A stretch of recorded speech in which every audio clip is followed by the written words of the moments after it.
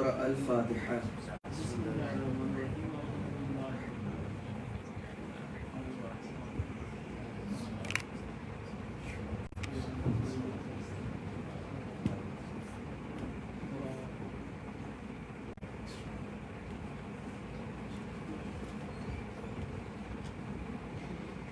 أعوذ بالله من الشيطان الرجيم.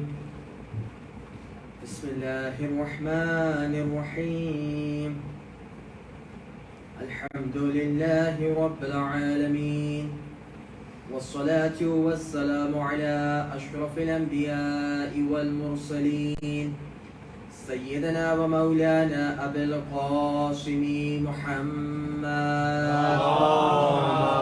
صل على محمد وآل محمد وعلى أهل بيته الطيبين الطاهرين المعصومين المظلومين الغر الميامين، ولعنة الدائمة الباقية على أعدائهم أجمعين من الآن إلى يوم الدين.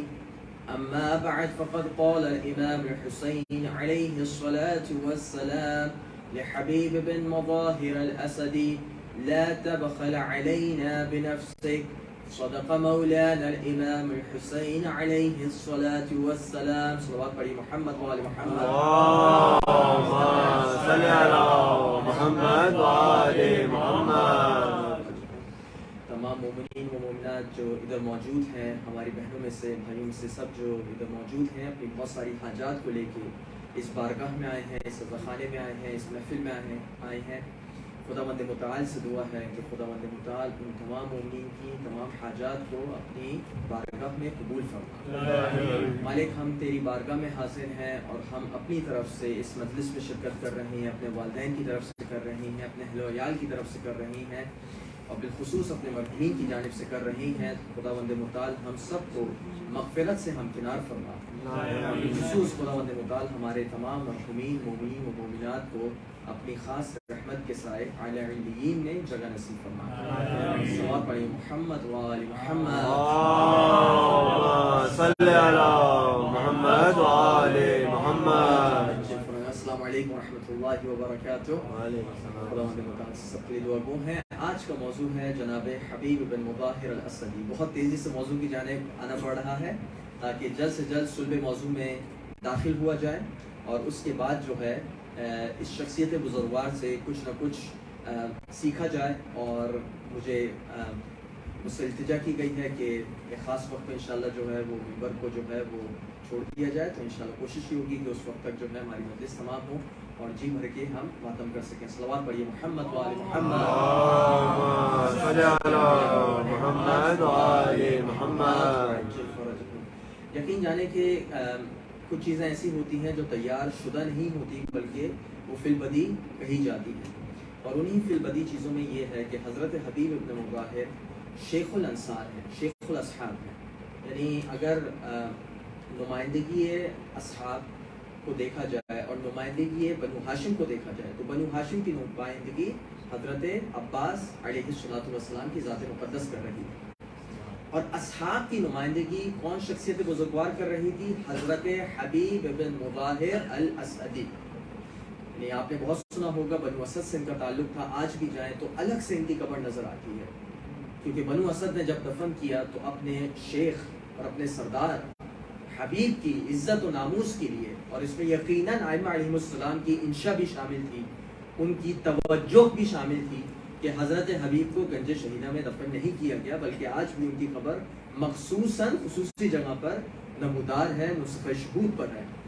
خداوند متعال سے واقعتاً کیا کہنا اور کیا اس فضیلت کے بارے میں کیا ادراک کرنا، یہ ہمارے نہ بس کی بات ہے اور نہ ہم اس کو سمجھ سکتے ہیں. لیکن ان کا ذکر کر کے اور ان کی باتیں کر کے واقعتاً کچھ ان کے شخصیت میں جو خصائص تھے اس سے توسل کرتے ہوئے خداوند متعال سے دعا مانگ سکتے ہیں کہ اے خداوند متعال، جن خصائص اور جن فضائل سے تو نے شخصیت عظیم کو نوازا ہے، خداوند متعال ان میں سے کچھ، اس کی کچھ تجلی ہماری ذوات میں بھی نصیب فرما.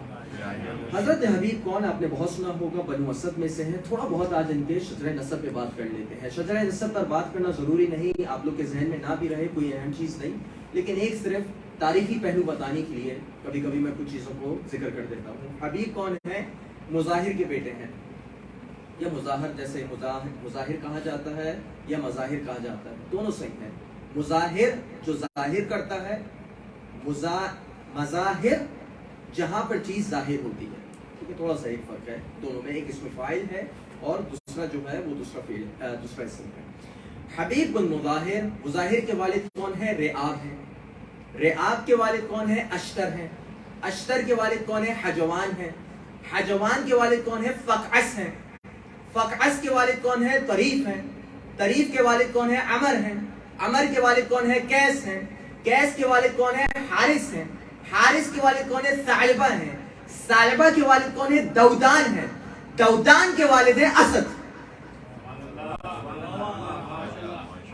حبیب بن مظاہر الاسدی الفقعسی ابو القاسم. واضح ہو گئے؟ تھوڑا سا تعارف آپ لوگ کے لیے واضح ہو گیا کہ کیوں ان کو اسدی کہا جاتا ہے. بنو اسد سے جا کے ملتے ہیں.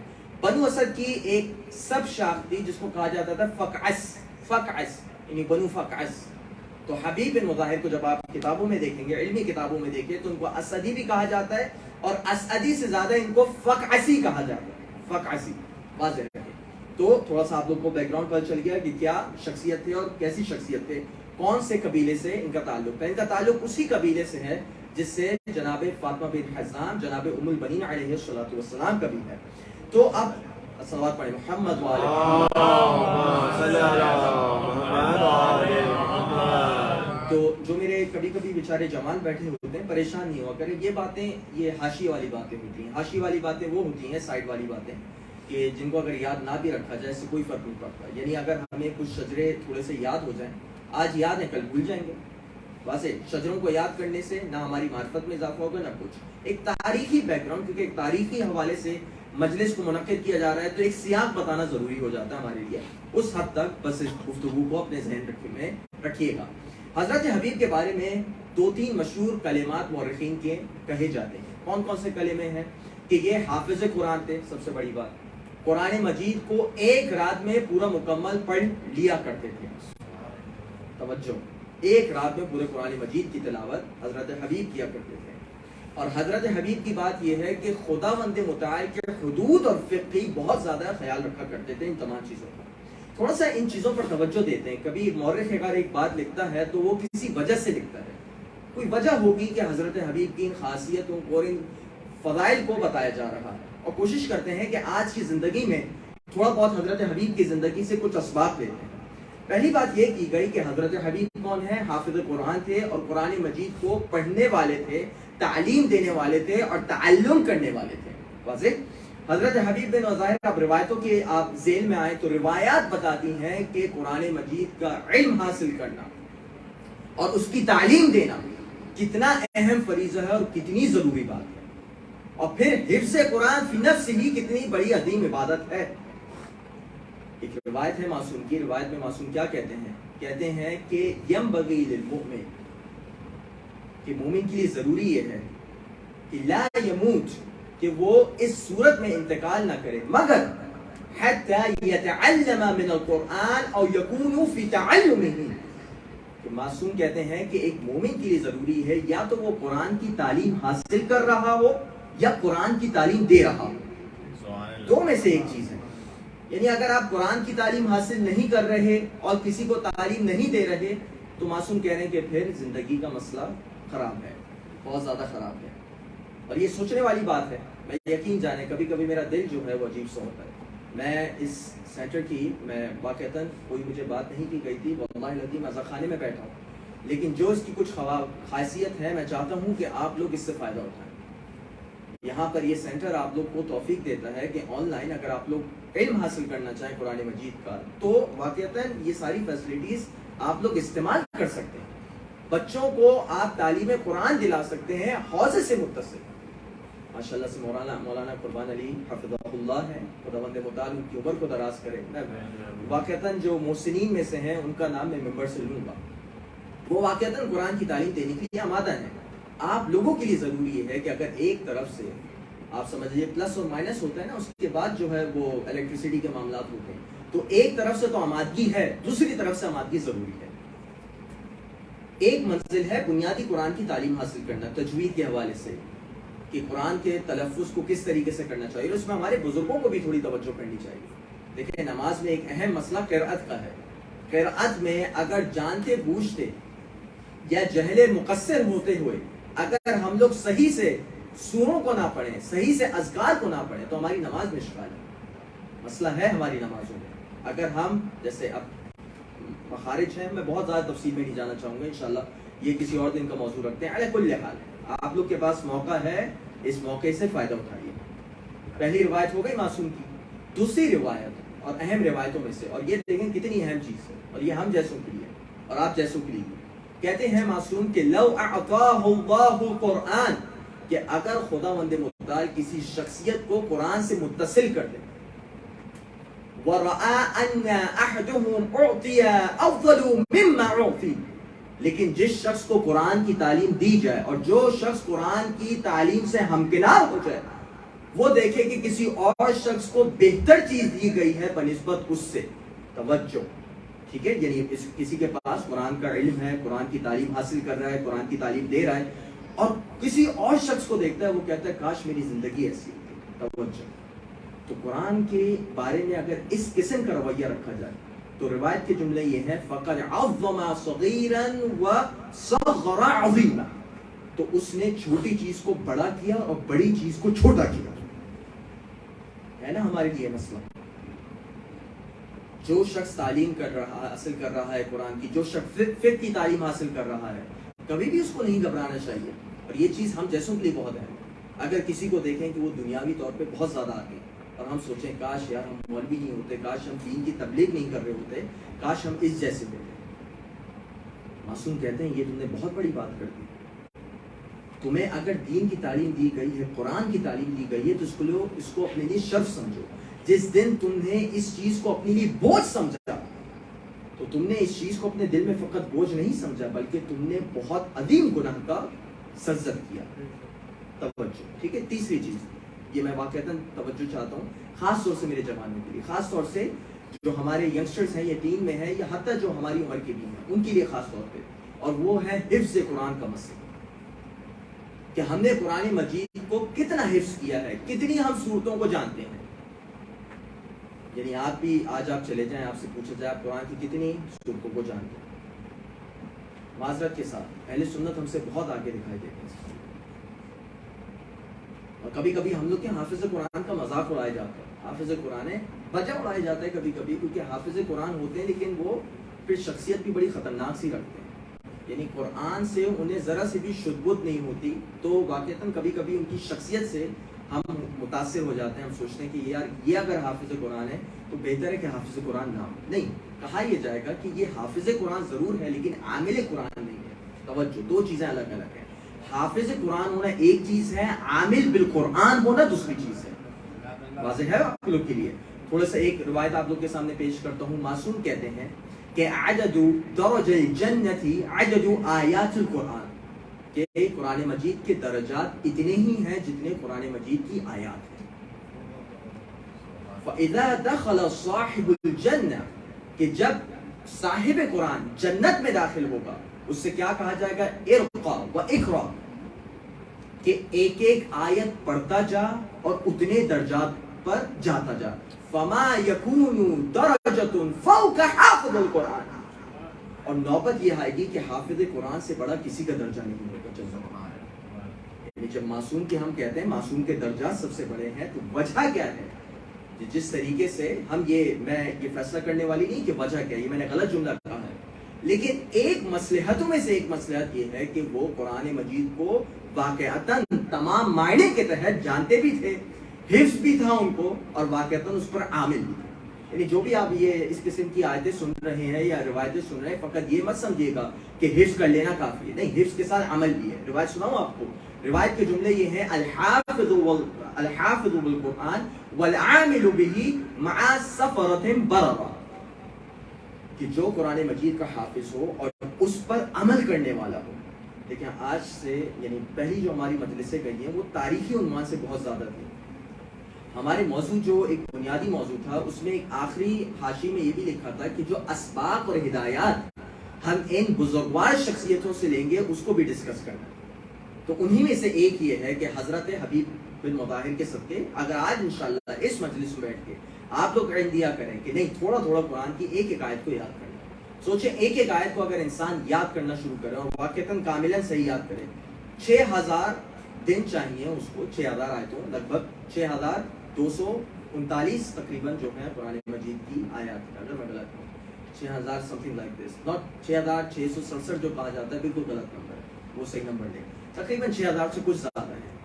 6000 اگر ہم آیتوں کو یاد کریں ایک ایک دن اگر کریں تو تقریباً 20 سال میں پورا قرآن حفظ ہو سکتا ہے without any problem. 20 سال میں قرآن پورا حفظ ہو سکتا ہے پورا. یعنی اگر آج کوئی 20 سال کا 40 سال کی عمر تک پہنچتے ہوئے 30 سال کا 50 سال کی عمر تک پہنچتے ہوئے قرآن حفظ ہے. اور یقین جانیں میں اپنی آپ بیتی بتا رہا ہوں, دیکھیں میں کوئی فخر کے لیے نہیں بتا رہا, قرآن مجید کو جب یاد کرنا شروع کرتا ہے کوئی انسان, اس کی میموری اتنی تیز ہو جاتی ہے کہ کچھ کہنے کو نہیں. یقین جانیں تھوڑا تھوڑا قرآن آپ پڑھنا شروع کریں, آپ کا حافظہ خود بخود خدا بند مطال تیز کرے گا. یہ ایک اگر کسی کو واقعتاً اپنے حافظے کو تیز کرنا ہے, بادام ہم لوگ کھاتے ہیں, بادام کے ساتھ ہمیں یہ بھی کھانا ہے اور یہ بھی ہمیں کرنا ہے. روایت کے جملے کیا ہے, جو حافظ قرآن ہو اور آیات پر عمل کرنے والا ہو وہ خدا بند متعال کے مقرب ترین فرشتوں کے ساتھ ہوگا. کون سے مقرب ترین فرشتے, میں پوری تفصیل میں نہیں جا سکتا. سورہ عبسہ اٹھائیے, صفرۃ کرام بررہ, یہ آپ ذہن میں رکھیے گا. سورہ عبسہ اٹھائیے, عبس وتولی ان جاءه الاعمى وما يدريك لعله يزكى او يذكره فتنفعه الذكرى اما من استغنى فانت عنه تلاها واما من جاءك يسعى وهو يخشى فانت عنه تلاها كلا انها تذكرة فمن شاء ذكر في صحف مكرمة مرفوعة مطهرة بأيدي السفرة كرام بررة. واضح؟ ٹھیک ہے, بأیدی سفرہ کرام بررہ, یعنی خداوند متعال نے جو قرآن دیا ہے وہ ان پاک اور مقدس صحیفوں میں ہے جس کی حفاظت کرنے والے معزز ترین ملائکہ ہیں. توجہ ہے نا واضح کہ قرآن مجید کو واقعتاً جو حافظ ہوگا اس کے لیے کیا کیا خداوند متعال نے فضائل رکھے ہیں. انشاءاللہ ایک مجلس کا پیغام واقعتاً, لیکن وہی والی بات ہے کہ روایت نے صرف یہ نہیں کہا حافظ ہونا ضروری ہے, روایت نے یہ کہا عامل بھی ہونا ضروری ہے. واضح ہے آپ لوگ کے لیے. اب آگے بڑھتے ہیں, حضرت حبیب پر اپنی گفتگو کو جلدی سے واپس لاتے ہیں, وقت تیزی سے نکل رہا ہے. ایک سبق ہم نے حضرت حبیب کی زندگی سے حاصل کیا, شاید ممکن نہ ہو کہ میں اور اسباق آپ کو ان کی زندگی سے بتا سکوں. فقط اور فقط تاریخی عنوان سے حضرت حبیب کی شخصیت جن کے مصائب ہم ہر سال سنتے ہیں, کربلا میں جاتے ہیں تو الگ سے ان کا مزار دیکھتے ہیں, الگ سے زری دیکھتے ہیں. ضروری یہ ہے کہ حضرت حبیب کے بارے میں کچھ معلومات ہو. حضرت حبیب وہ ان شخصیات میں سے ہیں جو مولا کی خاص بٹالین میں سے ہیں. بٹالین جس کو کہا جاتا ہے شرطۃ الخمیس, میں نے پہلے بھی اس کا ذکر کیا ہے. مولا کی ایک خاص ملٹری فورس تھی جس نے بیعت مولا کی کہی تھی کہ مولا آپ کو کچھ جنگوں میں نہیں ہو سکتا مگر یہ کہ وہ تیر, وہ تلوار, وہ نیزہ ہم سے ہوتے ہوئے جائے. ٹھیک ہے, اسی میں مالک اشتر تھے, اسی میں محمد بن ابی بکر تھے, انہی میں سے حضرت حبیب بن مطہر الاسدی تھے. دوسری ان کی خاصیت کیا تھی؟ دوسری خاصیت یہ تھی کہ مولا نے ان کو علم البلایا والمنایا دیا تھا. توجہ, علم المنایا والبنایا کیا کہتے ہیں؟ اس علم کو کہتے ہیں جو مستقبل کی پیشن گوئی میں انسان کو مدد کرے. ہم کہتے ہیں کہ مستقبل کی پیشن گوئی یا غیب کا علم اگر کوئی معصوم کے لیے کرے, لوگ ہم پر فتوے لگاتے ہیں. ہم کہتے ہیں کہ معصوم تو دور کی بات, معصوم کے خادمین کو بھی ایک حد تک غیب کا علم ہے. توجہ, میں ایک واقعہ سناتا ہوں. واقعہ انشاءاللہ آپ لوگ کے توجہ کے اور سماعت کی نظر رہے گا اور بہت اہم واقعہ ہے. واقعہ نقل کرنے والی کون سی ذات ہے؟ شیعہ اپنے رجال میں نقل کرتے ہیں. رجال کی کتاب ہے اور وہ کسی کے فائدے اور نقصان میں نہیں لکھی جاتی, بالکل نیوٹرل کتاب ہوتی ہے. راوی کہتا ہے کہ بنو اسد سے حضرت حبیب کا بھی تعلق تھا اور حضرت میثم التمار, حضرت میثم کا سب نے نام سنا ہے. میثم التمار کوفے جاتے ہیں, سب سے پہلے ان کا مزار ہے مسجد کوفہ میں. جیسے ہی اگر آپ نجف سے آ رہے ہیں تو رائٹ پہ انٹری آپ نے کی, چیکنگ کروائی, سب سے پہلے ان کا مزار ہے, آل دا وے ایٹ دی اینڈ مسجد کوفہ ہے. ٹھیک ہے, حضرت میثم تمار جنہیں ہم کہتے ہیں. میثم تمار اور حضرت حبیب ایک دوسرے کے آمنے سامنے ہیں, بنو اسد کی مجلس میں برخاست ہوئی ہے. دونوں اپنی سواریوں پر سوار ہیں. روایت کے جملے یہ ہیں کہ یہاں سے ایک شخصیت آ رہی ہے, یہاں سے دوسری. दोनों आते हैं, इतना करीब हो जाते हैं कि दोनों की सवारियों के सर आपस में टकराने लगते हैं। वाज़ेह है, यानी टकराने से मुराद दोनों के मिलने लगते हैं। फिर हजरत हबीब गुफ्तगू को शुरू करते हैं। अजीब गुफ्तगू है, वाक़तन आपको लुत्फ आएगा इस गुफ्तगू को सुन के। कहते हैं कि अन्नी बिशैखिन अस्लअ ज़ख़ीमुल बत्न, कि मैं किसी एक ऐसे शख्स के पास से गुजर रहा हूँ जिसके सर पर बाल मौजूद नहीं और जो सेहत और तंदुरुस्ती के मामले में ज़्यादा है। यबीउल बत्तीख इंद दारुज़ ज़ुर्क़, और उसका काम क्या है कि वो तिजारत करता है, फलों को बेचता है। जैसे हजरत मैसम तमाम खजूर को बेचा करते थे, यहाँ पे हजरत हबीब कह रहे हैं कि वो तरबूज को भी बेचा करते थे, बत्तीख, ठीक है, बत्तीख को बेचा करते थे। सुलैबा फी हुब्बी अहलिल बैत, और मैं एक ऐसे शख्स को देख रहा हूँ मिस्र की शक्ल में जिसको अहले बैत की मोहब्बत में सुलैब पर लटकाया जाएगा। मैं बार बार कहता हूँ, जब कहा जाता है ना कि सुलैब पर लटकाया गया, सुलैब के मायने ये नहीं है कि फांसी दी गई। फांसी की मौत आसान है। फांसी की मौत क्या होती है कि आपको जो है एकदम से पकड़ा, बमुश्किल 2-3 मिनट में आ जाएगी। सुलैब की मौत वो होती है जिसको क्रॉस वाली मौत कहा जाता है। जैसे कहा था ना, Jesus died on cross for us. आपने शायद जुमला सुना हो या नहीं सुना, यानी ईसा सुलैब पर उन्होंने अपने तमाम इंसानों के लिए अपनी जान दी, ठीक है। अब ये बात है साबित, यही साबित है, पूरी अलग बहस इंशाल्लाह किसी और दिन की। सुलैब की मौत ये होती है कि आपको लटका दिया जाता है और लटकाने के बाद जो है आपके जिस्म के मुख्तलिफ हिस्सों पे सुराख कर दिए जाते हैं। तो आहिस्ता आहिस्ता खून रिश्ता रहता है, रिश्ता रहता है, रिश्ता रहता है। 2-3 दिन में इंसान की मौत वाक़ई होती है। आसान है हुब्बे अहले बैत। अभी कल मुझे बता रहे थे सऊदी अरब में कितनी मुश्किल से मजलिसें होती हैं, अंडरग्राउंड होती हैं, बहुत मुश्किल होता है। जो भी होती हैं, किसी को सुलैब पर लटकाया नहीं जाता शिया को। समझ रहे हैं आप, यानी पाकिस्तानी मैंने शियों को नहीं देखा कि कोई सुलैब पर लटक रहा हो। ज़्यादा से ज़्यादा वहाँ के लोकल जो होते हैं उनके साथ उनके मामलात रहते हैं। तो सुलैबा फी हुब्बि अहलिल बैत व युक़रू बत्नहु अलल खशब, जिस लकड़ी पे हजरत मैसम और तम्मार को रखा होगा। अच्छा, लकड़ी ऐसी होती थी, पूरी क्रॉस बन जाती थी। दोनों हाथ इंसान के यूं होते थे, दोनों हाथ पांव बांधे हुए हैं और सुराख किया हुआ है। अब वो एक लकड़ी पे इस तरीके से इतनी देर तक लटका हुआ है। सोच, यानी वो जो थकावट होती होगी, खून आहिस्ता आहिस्ता रस रहा है, ये जो स्लो मौत जिसे कही जाती है वो दी जा रही है। और हजरत मैसम के बारे में हजरत हबीब कहते हैं कि तुम्हें हुब्बे अहले बैत में तुम्हारे पेट को भी चाक किया जाएगा। बकर होता है ना, बकर, बकर मतलब क्या होता है? बकर यानी तोड़ना, काटना। वो युक़रू बत्नुहु अलल खशब। हजरत मैसम घबराते नहीं, दिल कहता है मुस्कुराए होंगे। मुस्कुराने के बाद मैंने एक जुमला कहा, तुमने बात पूरी कर ली, अब मेरी बारी है। मैं कहता हूँ तुम्हारे बारे में, क्या अन्नी अअरिफु रजुलन, मैं एक ऐसे शख्स को देख रहा हूँ और ऐसे शख्स को जानता हूँ, लहू सफीदतान, जो एक खास हुलिये का है, लाल रंग रखता है। रिवायत के जुमले ये हैं, यखरुजु लियंसुरु इब्ने बिन्त रसूलिल्लाह, कि वो रसूलुल्लाह के नवासे की मदद करने के लिए निकलेगा। वयुक्तलु, और फिर मारा जाएगा। वयुजालु रअसुहु बिलकूफा, और उसके सर को कूफे में फिराया जाएगा। देख रहे हैं हम, दो शख्सियात हैं। हम लोग तो बड़ी प्यार मोहब्बत की बातें करते हैं, फलानी जगह ये मामला है, फलानी जगह ये मामला है, लेकिन ये आशिकीन कुछ मुख्तलिफ लेवल के थे, ये हम जैसे समझ नहीं सकते। ये मुख्तलिफ लेवल के लोग थे और मुख्तलिफ दर्जात वाले थे। तो इनके सर को फैलाया जाएगा। आप तवज्जो रखिए, मतलब इंसान के रोंगटे खड़े हो जाए। मुझे अगर कोई बता दे अभी विंडसर जाते वक्त आपकी मौत आनी, हमारे तो बिल्कुल हाथ पाँव ना मजलिस पढ़ सके ना कुछ कर सके, अभी सब अपनी अपनी तवज्जो में लग जाएंगे। ऐसा ही है, ऐसा ही है। यानी हम जैसा तो खैर कहाँ हमारा मुकाबला, हम तो बिल्कुल किसी गिनती में भी नहीं आते। वो कितनी बड़ी अजीम शख्सियत थी, बिल्कुल मुतमईन। बनु असद के लोग जो उधर मौजूद होते हैं कहते हैं, मा रअयना अहदन अकज़बु मिनहुमा, कि हमने इन दोनों से बड़ा झूठा तो देखा ही नहीं। बड़ी बड़ी बातें, अस्तगफिरुल्लाह, बड़ी बड़ी बातें। ऐसे हम लोग के कराची की स्लैंग में जो है वो बड़ा अजीब सा एक मुहावरा यूज होता है, बड़ी बड़ी बातें छोड़ रहे हैं भाई, उनसे बच्चों भाई, कैसी कैसी बातें कर रहे हैं, दीनी बातें कर रहे हैं, बच्चों इनसे। उसी वक्त रुशैद अल हजरी आते हैं, रुशैद वहीं पर उनका क़याम था। वो कहते हैं कि वो आते हैं और सारे बनु असद वाले बताते हैं कि देखो ये दो झूठे थे, नाउज़ुबिल्लाह, इतनी बड़ी बड़ी बातें करके गए हैं। कहते हैं कि देखो दोनों उन्होंने बातें तो सही की हैं, لیکن رحم اللہ میثم، خدا میثم پہ جو ہے میثم پہ رحمت نازل کرے. ایک بات وہ بھول گئے، ایک بات وہ بھول گئے، ساری باتیں وہ صحیح کی، ایک بات بھول گئے کہ جب حبیب کے سر کو پھیرایا جائے گا تو حبیب کے سر کو ان کا بیٹا 100 درہم کے عوض اپنے پاس تھوڑی دیر رکھے گا. کہتے ہیں یہ تو اس سے بھی بڑا کذاب تھا بھائی، یہ تو اس سے بڑا جھوٹا ہم نے دیکھ لیا.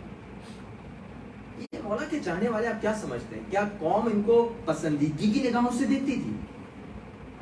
کیا مولا کے چاہنے والوں کے لیے پروٹوکول ہوا کرتا تھا اس زمانے میں؟ کیا مولا کے چاہنے والوں کو واقعتاً لیا جاتا تھا؟ مولا کے چاہنے والوں کی شہادتوں کو رد کیا جاتا جب قاضی کے پاس آتے؟ مولا کے چاہنے والوں کیا بالکل جو منتھلی الاؤنسز ہوتا اس کو بند کیا جاتا، گھروں کو اٹھایا جاتا، قتل کیے جاتے، قید میں ڈالے جاتے؟ مولا کی محبت نہیں چھوڑتے. بس ایک چیز ہے ہمارے لیے مشکل مرحلہ ہے ہمارے لیے، سوچنے والا مرحلہ ہے ہمارے لیے کہ وہ شخصیات جن کو معلوم تھا کہ قتل کیے جائیں گے، لیکن دیکھیں کہ کس طریقے سے میثم آتے ہیں اور اسی درخت کو پانی دیا کرتے تھے جس پر ان کی شہادت واقع ہوئی ہے نا. محمد علی محمد صلوات صلی علی محمد وعلی محمد دیگر بلند تر صلوات اللہم صلی علی محمد وعلی محمد. گفتگو کو آگے بڑھاتے ہیں. کاش اگر 8:55 کی جگہ 9:55 پہ دینا ہوتا تو آرام سے کرتے رہتے گفتگو، لیکن بہرحال انشاءاللہ گفتگو کو تیز سے آگے بڑھاتے ہیں. حضرت حبیب بن مطہر واضح ہو گیا کون سی شخصیت ہے، مولا کے زمانے میں کتنے باعزت تھے، مولا نے ان کو کن کن علوم سے نوازا تھا.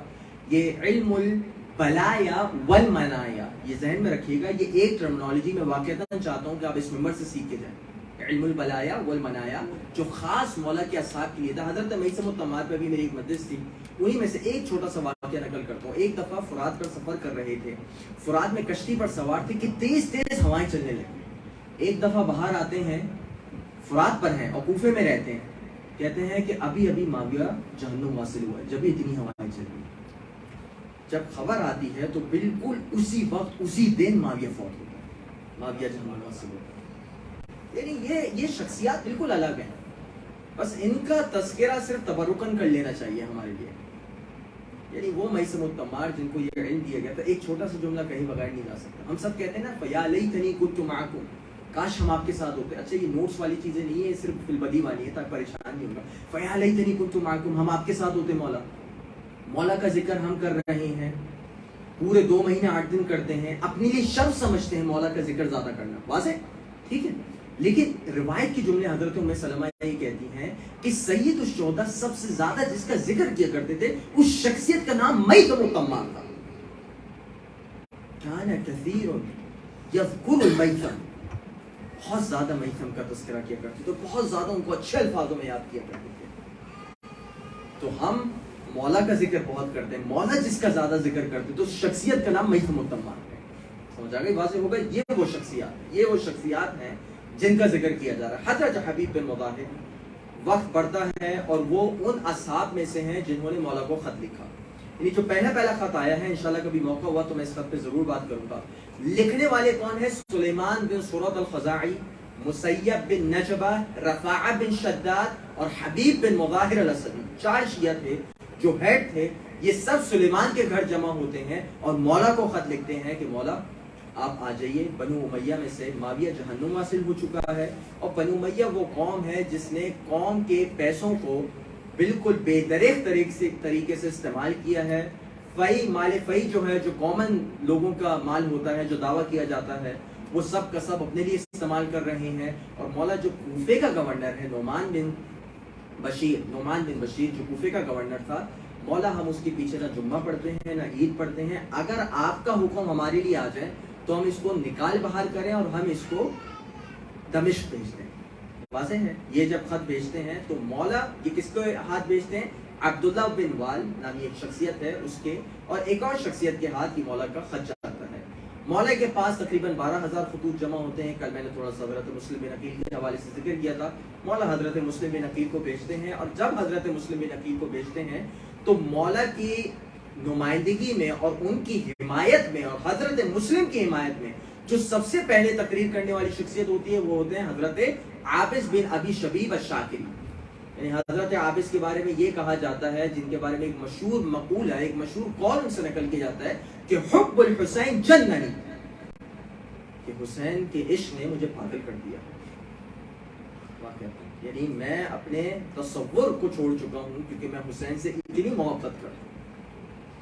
واضح ہے حضرت عابس ایک پوری تقریر کرتے ہیں، اور حضرت عابس کے بعد جو سب سے پہلی شخصیت تقریر کرتی ہے وہ حضرت حبیب بن مبارک ہے، اور وہ کہتے ہیں اے عابس، خدا کی رحمت ہو تم پر، تم نے جو باتیں کہی ہیں وہ سارے کے سارے وہی نظریات ہیں، وہی خیالات ہیں جو میرے دل میں بھی تھی، جس کی ترجمانی تم نے کی ہے عابس. اور یہی وہی عابس ہیں جو شہادت کی منزل پر فائز ہوتے ہیں کربلا کے دن یوم عاشورہ.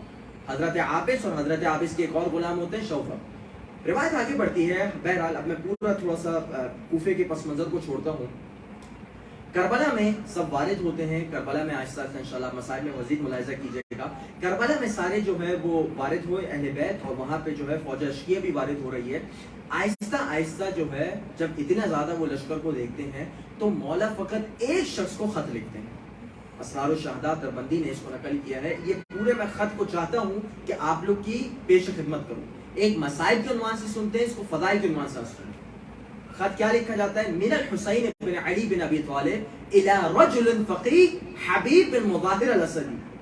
کہ یہ خط کس کی طرف سے ہے؟ سید الشہداء کی طرف سے. اور کس کی جانب ہے؟ وہ شخص جو رجل فقیہ ہے، جو فقیہ ہے. ایک فقیہ وہ ہے جس کو ہم فقیہ کہتے ہیں، جو مراجعین کو ہم فقیہ کہتے ہیں. یہ ہماری تشخیص ہے. ایک تشخیص وہ تھی جو سید الشہداء نے جس کی تشخیص کری ہے، رجل فقیہ. اما بعد، اے حبیب، فَأَنْتَ تَعْلَمُ قُرَابَتَنَا مِن رسول اللہ، تو جانتا ہے کہ ہماری رسول اللہ سے رشتہ داری کیسی تھی ابھی. وَأَنْتَ أَعْلَمُ بِنَا مِنْ غَيْرِكَ، اور تجھ سے زیادہ جانتا کون ہوگا کہ ہم رسول اللہ سے کتنے قریب تھے. واضح ہے. پھر حضرت حبیب کی خدمت میں ایک جملہ کہا جاتا ہے فَأَنْتَ رَجُلٌ ذُو شِيمَةٍ وَغِيرَةٍ، اور حبیب تیری خاصیت یہ ہے کہ تو دین کا درد رکھنے والا اور غیرت مند مرد ہے. توجہ رکھیے گا، مولا نے یہ جملہ کہہ کے کہہ دیا کہ جو حبیب کی طرح کربلا میں نہیں آیا، نہ وہ غیرت مند تھا، نہ وہ دین کا درد رکھنے والا تھا. فَلَا تَبْخَلْ عَلَيْنَا بِنَفْسِكَ، اے حبیب، یہ ساری معروضات پیش کرنے کا مقصد یہ تھا کہ تو اپنی جان دینے میں بالکل بخل اور کنجوسی سے کام مت لیجیے. فَيُجَارِيكَ رسول اللہ یوم القیامہ، اور ہاں میرے جد رسول اللہ قیامت کے دن تجھے ضرور اجر دیں گے، ضرور تیری طرف نظر کرم کریں گے. کیوں؟ کیونکہ تو سید الشہداء کی مدد کے لیے آیا تھا، تو ان کے نواسے کی مدد کے لیے آیا تھا. بات آگے بڑھتی ہے. یوں حضرت حبیب کو خط لکھا جاتا ہے، اور انشاءاللہ مسائل میں تھوڑے سے معروضات پیش کی جائیں گے. علی کل حال کربلا آتے ہیں. جب کربلا حضرت حبیب آتے ہیں تو اب حضرت حبیب کا کردار دیکھیں. اور میں واقعتاً توجہ چاہتا ہوں، جوانوں کی توجہ چاہتا ہوں کہ اپنے وقت کی حجت، اپنے وقت کی امام کی اگر مدد کرنی ہو تو سیکھنا ہو تو حضرت حبیب سے سیکھنا چاہیے کس طریقے سے انہوں نے مدد کی. انشاءاللہ میری ایک مجلس ہوگی جو گھروں میں ہوگی، انہی میں سے اس کا میں تفصیلی طور پہ اس واقعے کا ذکر کروں گا. ایک قاصد آتا ہے مولا کے پاس عمر بن سعد کی جانب سے، وہی دشمن کی فوج سے آتا ہے. اس کا نام کیا ہوتا ہے؟ قرہ بن قیس. قرہ بن قیس اس کا نام ہے. مولا کے پاس آیا. مولا نے کہا کہ یہ شخص کون ہے جو میرے پاس خط لے کے آ رہا ہے؟ تو حضرت حبیب کہتے ہیں کہ یہ بنو حنظلہ میں سے ہے، میں اس کو پرسنلی جانتا ہوں اور یہ میرے ننیالی رشتہ داروں میں سے ایک ہے. اچھا ہے کس جانب؟ ابھی ہے یہ یزیدی فوج کی جانب، اور عمر بن سعد کے پاس سے ابھی خط لے کے آیا ہے. مولا کے پاس خط لے کے آیا ہے، نعوذ باللہ معذرت، عمر بن سعد کا خط لے کے آیا. جب خط لے کے آیا ہے، جب خط دے چکا، تو اس وقت حضرت حبیب اس شخص سے کہتے ہیں قرہ بن قیس سے کہ ویحک یا قرہ بن قیس، اے قرہ بن قیس، خدا تجھ پر رحمت نازل کرائے، لیکن اس شرط پہ کہ اب جو میں بات کہنے جا رہا ہوں اگر تو اس پر عمل کرے. لا ترجعوا الى القوم الظالمین، تو اس قوم ظالم، ان ظالم لوگوں کے پاس دوبارہ مت پلٹ کر جا. وانصر هذا الرجل، اور دیکھو اس فرزند غریب زہرا کی مدد کر، سید الشہداء کی مدد کر. اور پھر بتاتے ہیں کیوں مدد کر. کیوں؟ کیونکہ ان کے اجداد وہ تھے جنہوں نے تمہیں اور مجھے، ہم سب کو عزت بخشی اور کرامت بخشی ہے. رسول اللہ تھے جس کی وجہ سے آج ہم اپنے آپ کو مسلمان کہلاتے ہیں. آج ہم اپنے آپ کو مومن کہتے ہیں. کیوں کہتے ہیں؟ رسول اللہ کی وجہ سے. آج ہم میں سے، آپ میں سے جو ادھر موجود ہے، فرش ازا پہ موجود ہے، اسلام کا نام لیتا ہے، ایمان کا نام لیتا ہے، صرف اس کی وجہ کون تھے؟ رسول اللہ. جانتے نہیں کہ رسول اللہ ان کے جد کی وجہ سے ہمارے پاس دین پہنچا ہے، تو کیوں واپس جا رہا ہے؟ ایک دفعہ حضرت حبیب یہ کرتے ہیں. پھر ایک واقعہ ہے شب عاشور کا. شب عاشور کا شاید یہ واقعہ آپ لوگوں نے کم سنا ہو. واقعہ شب عاشور کا یہ ہے کہ حضرت حبیب پہلے سید الشہداء سے اجازت مانگتے ہیں. کہتے ہیں مولا اچھا بیچ میں نہر علقمہ بہتی تھی. اب نہر علقمہ ہزاروں سال کے بعد بہت پیچھے چلی گئی. اس زمانے میں نہر علقمہ اتنی قریب ہوا کرتی تھی کہ جہاں حضرت عباس کا جو روزہ ہے، حضرت عباس کو کیا کہا جاتا ہے؟ نہر علقمہ کے کنارے آپ کو شہید کیا گیا. بالکل کنارے، یعنی بالکل متصل تھے نہر علقمہ سے. تو نہر علقمہ کی ایک جانب کربلا تھی اور ایک جانب غادریہ یعنی دوسرا مقام تھا. یعنی بالکل آپ جب نہر کو پار کر کے جائیں.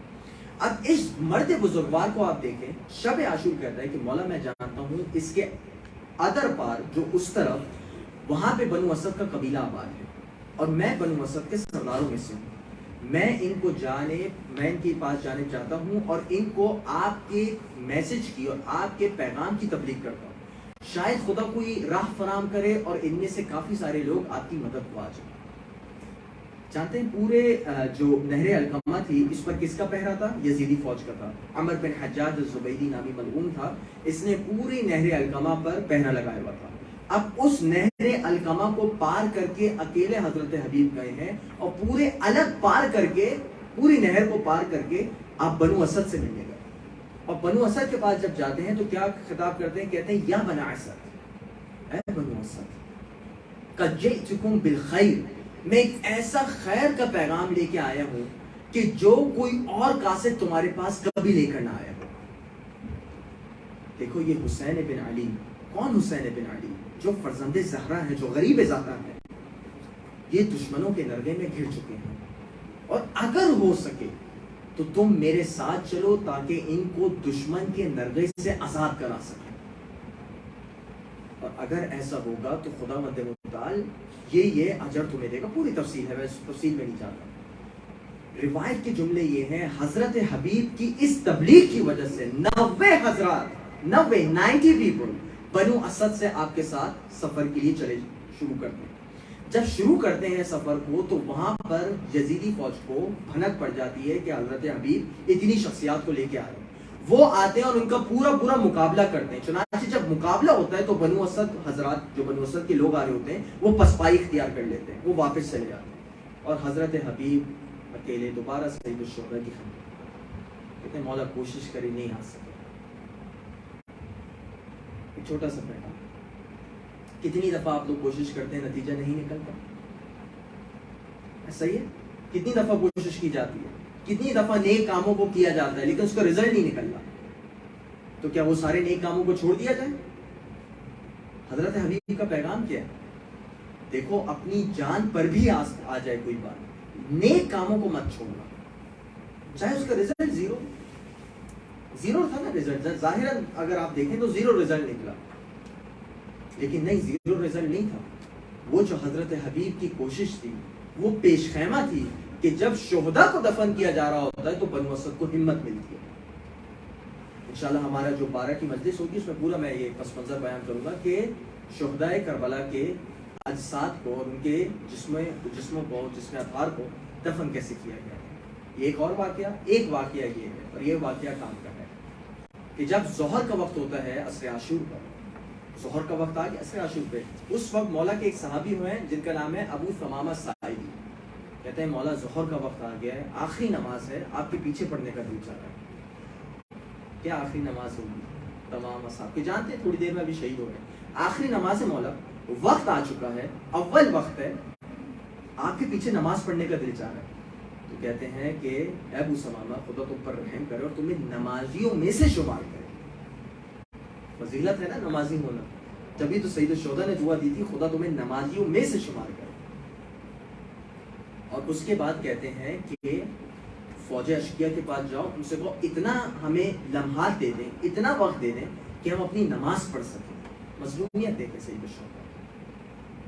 فوج اشکیہ یہ دینے کو بھی تیار نہیں تھی. وہاں پر ایک ملعون تھا جس کا نام ہے حسین بن نمیر. یہ ملعون آپ نے بہت دفعہ سنا ہوگا, حضرت علی اکبر کی شہادت میں بھی اس کا نام آتا ہے اور بہت ساری چیزوں میں آتا ہے. حسین بن نمیر ملعون کہتا ہے, میری ہمت تھوڑی بہت ہمت کر کے میں جملہ کہہ دیتا ہوں, کہتے ہیں کہ اے حسین تو کتنی ہی نمازیں پڑھ لے تیری نماز قبول نہیں ہوتی. آپ کیا سمجھتے ہیں, کیا کربلا میں فقط تلواروں کی جنگ تھی, نیزوں کی جنگ تھی؟ یہ ساری جنگیں پھر بھی برداشت کے قابل تھی. اس سے مشکل جنگ یہ تھی جو سائیکولوجیکل وارفیئر کیا جا رہا تھا. بار بار سید الشہداء کے اوپر جملے کیسے جا رہے تھے. کبھی انشاءاللہ ہوا تو اس وقت ہم ان جملوں کے بارے میں گفتگو کریں گے جو فوج اشکیہ نے سید الشہداء کے حوالے سے کہے, جو ان کے خلاف کہے جاتے تھے. تو وہاں پر جب ایک دفعہ حضرت حبیب اس جملے کو سنتے ہیں تو آپ دیکھیں یہ ایمان کی غیرت ہے, اور یہ حضرت حبیب نے گالی سے کام نہیں لیا لیکن حقیقت بتائی. کہتے ہیں یا حمار, اے گدھے تو کیا سمجھتا ہے تیری نماز قبول ہو جائے گی اور سید الشہداء کی نماز قبول نہیں ہوگی؟ فوراً جاتے نماز نہیں پڑھتے بلکہ فوراً دشمن پر حملہ کرتے ہیں اور جا کے اس سے نبرت آزما ہوتے ہیں, اور حالت یہ ہوتی ہے کہ وہ قتل ہونے کے قریب ہوتا ہے, یہاں تک کہ اس کے تمام ساتھی آتے ہیں اور اس کو بچا لیتے ہیں. یہ شخصیت ہے حضرت حبیب کی. اور بہت سارے مطالب عرض کرنے تھے, بالکل وقت جو ہے 5 منٹ میرے پاس رہ گئے, کوشش کروں گا انشاءاللہ مسائل اسمارٹس کی جائے. حضرت حبیب بن مطہر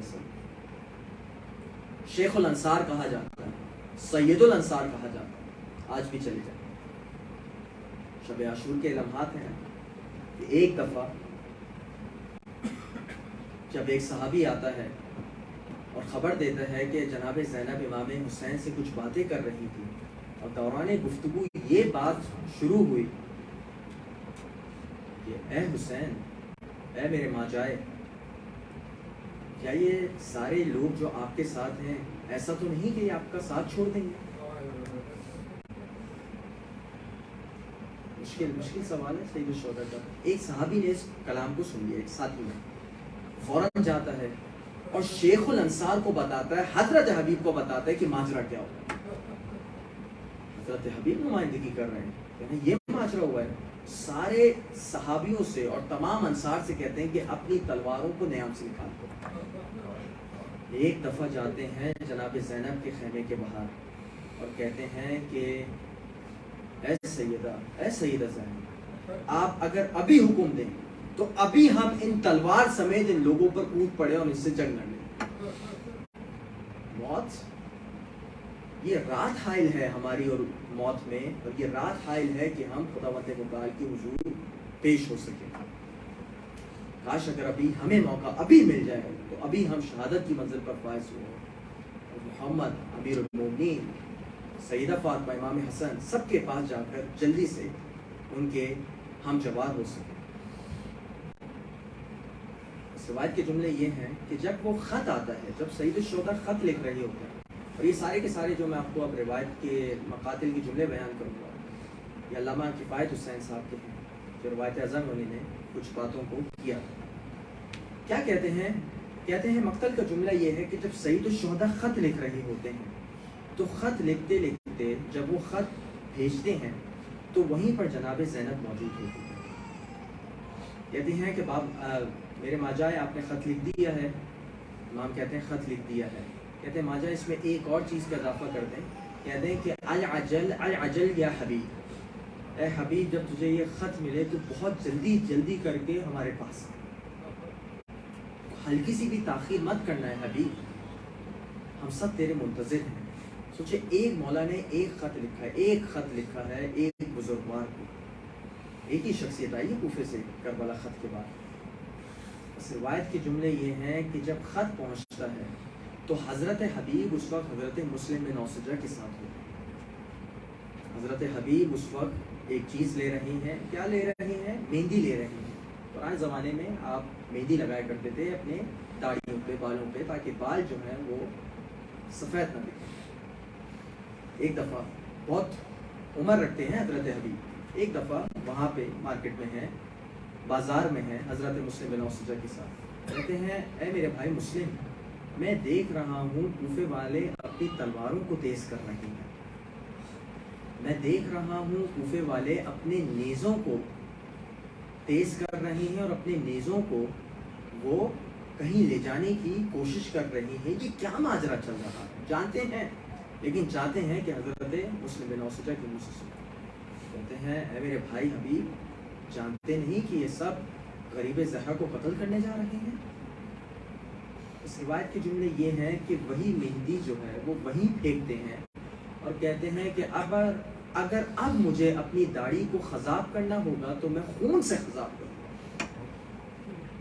اس روایت کے جملے یہ ہیں کہ گھر جاتے ہیں, پریشان حالت میں بیٹھے ہیں, بیوی آئی ہے, بیوی نے کھانا رکھا ہے, ایک دفعہ کھانا شروع کیا لیکن پریشانی کا عالم ہے.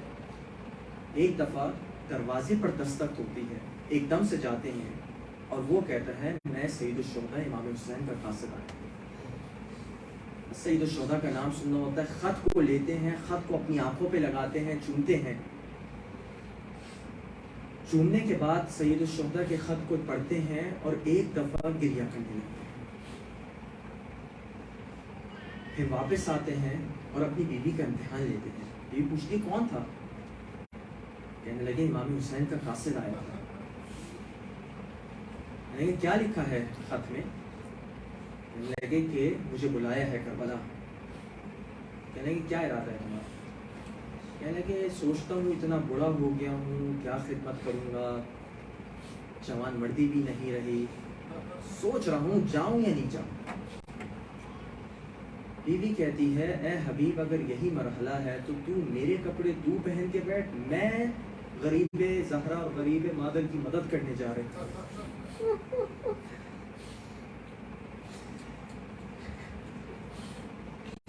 میں مدد کرنے جا رہی ہوں, تجھے کوئی مدد کی ضرورت نہیں. کہتی ہیں ٹھہر جا, تیرا امتحان لے رہا تھا, خدا تجھے جزائے خیر دے.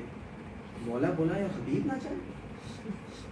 ایک دفعہ اپنے غلام کو کہتے ہیں اے غلام سواری کو تیار رکھ, میں کوفے کھلے عام نہیں جا سکتا, مجھے رات کے اندھیرے میں کوفے سے نکلنا ہوگا, تو سواری کو تو کوفے کے پیچھے اس کو وہاں تیار رکھ, میں انشاءاللہ تجھ سے ملاقات کروں گا. غلام کو بھیجتے ہیں, غلام کے پاس سواری موجود ہے. حبیب کو آنے میں تھوڑی تاخیر ہوتی ہے. یہ سارے وہ چیزیں ہیں جو خطیب پڑھتے ہیں. حبیب کو آنے میں تاخیر ہوئی. غلام سواری کو دیکھتا جاتا ہے, سواری کو پیار کرتا جاتا ہے اور کہتا جاتا ہے کہ اگر میرا آقا حبیب نہ آئے تو میں تجھ پر سوار ہو کے غریب زہرا کی مدد کرنے جاؤں گا. بس ایک دفعہ جب حضرت حبیب اس منظر کو دیکھتے ہیں تو زاروں کا دار رونے لگتے ہیں اور کہتے ہیں ہائے میرا حسین اتنا غریب ہو گیا ہے کہ اب غلام آقاؤں پر سبقت کرتے ہیں. بس حضرت حبیب آہستہ آہستہ سفر کر کے ایک دفعہ کربلا نمودار ہوتے ہیں. اب کربلا نمودار ہوئے تو ایک دفعہ سید الشہداء علی اکبر کو کہتے ہیں, قاسم کو کہتے ہیں اے میرے بیٹوں ذرا اپنے چچا حبیب کا استقبال کرنے تو جاؤ. بس یہاں سے قاسم چلے, یہاں سے علی اکبر چلے. ایک دفعہ حبیب کا استقبال کیا جا رہا ہے. حبیب نے جب ان کو اپنی طرف آتے دیکھا, اپنے آپ کو ایک دفعہ سواری سے نیچے گرا دیا اور ایک دفعہ ان کو بوسے دینے لگے. ایک دفعہ جب واپس جاتے ہیں سید الشہداء سے ملتے ہیں, غریب زہرا سے ملتے ہیں. اے میرے مولا کیا مصیبت آ پڑی, دل میرا یہ کہتا ہوگا کبھی سر کا بوسہ لیتے ہوں گے, کبھی آنکھوں کا بوسہ لیتے ہوں گے. ہائے میرے مولا اتنے غریب ہو گئے آپ. ایک دفعہ تکبیر کی آواز بلند ہوتی ہے, وہاں پر خواتین کے خیموں میں بھی آوازیں جاتی ہیں. فضہ سے پوچھا جاتا ہے اے فضہ یہ تکبیر کیوں کہی جا رہی ہے؟ کہا جاتا ہے اے میری شہزادی, اے میری زینب, حبیب آ چکے ہیں. ایک دفعہ حبیب کو سلام کہلوایا جاتا ہے. حبیب کے بعد جب سلام آتا ہے اپنے آپ کو پیٹنے لگتے ہیں, کہتے ہیں ہائے مظلومیت, ہائے مظلومیت حسین. اب شہزادی بھی غلاموں کو سلام کیا کریں گی. بس عزیزانو مرحلہ یہ آتا ہے عاشور کے دن حبیب لڑنے جاتے ہیں. بس اب حبیب لڑتے لڑتے ایک دفعہ زین سے زمین پہ آتے ہیں. ہائے میرے مولا ان کا سب سے سچا دوست فقیر حبیب اب منزل شہادت میں فائز ہونے والے ہیں. عجب نہیں دل یہ کہتا ہوگا ایک دفعہ حسین حبیب کے سرانے آئے ہوں گے, ایک دفعہ غبار کو ہٹایا ہوگا اور کہا ہوگا اے میرے حبیب, اے میرے بچپن کے دوست, بڑا شاق گزرتا ہے کہ تو جا رہا ہے اور اس حالت میں جا رہا ہے. عجب نہیں کہ حبیب جواب دیتے ہو اے مولا میں جا رہا ہوں تو آپ موجود ہیں,